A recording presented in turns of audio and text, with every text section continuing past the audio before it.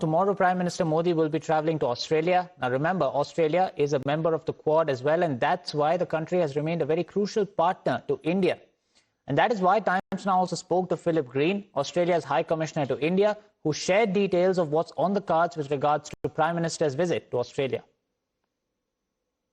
You know, India is a crucial partner for Australia, what we describe as a top-tier defence and security partner. And we hope that what India perceives Australia is as a reliable partner in challenging times. The outcomes will embrace the three big domains of our bilateral relationship. We are strategically aligned and focused on our region, the Indo-Pacific.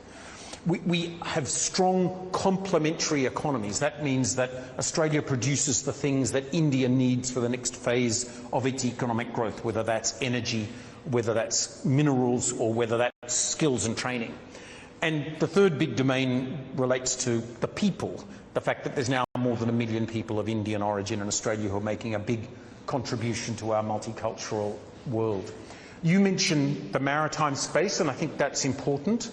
Even more so after the disturbances in West Asia, you know. And that's right, but think about it this way. Australia and India can do a lot in defence, but where it might matter the most is where our strategic geographies intersect, and that's in the Eastern Indian Ocean. So I think that's a field that we can go forward on. Look, I'm pleased you mentioned the disturbances in the Strait of Hormuz. That's affected both of our countries, and it's focused my country much more on what we call energy security, being assured of supply. And in that respect, Australia has been a reliable supplier to India of coal and of LNG, and India is an important supplier for us of liquid fuels, including diesel and aviation fuel. So I'm sure the two sides will focus on that as they go forward in this visit. The student relationship between Australia and India is very buoyant. More than 140,000 Indian students in Australia at the moment. But my view is that the education relationship shouldn't be a one-way street.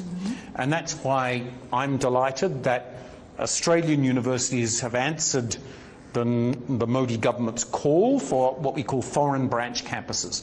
It was Australian universities that established the first foreign branch campuses in India, and many others have followed. And that gives the Indian consumer choice. It gives the Indian family a choice between a high-quality education in Australia and a similar quality education, the same quality education from an Australian university right here in India at a much less cost. So to me, that's what's important about this moment in our bilateral relationship with India.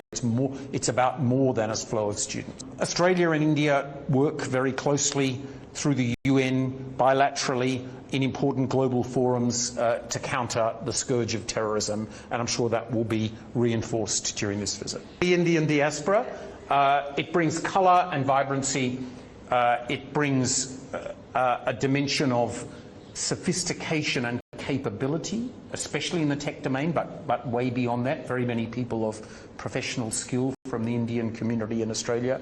So I think we can get beyond C, D, E and move on to F, which is the fabulous Indian diaspora in Australia. What is that one fabulous Indian dish that is thoroughly enjoyed in Australia? I think everyone knows butter chicken and everyone loves it.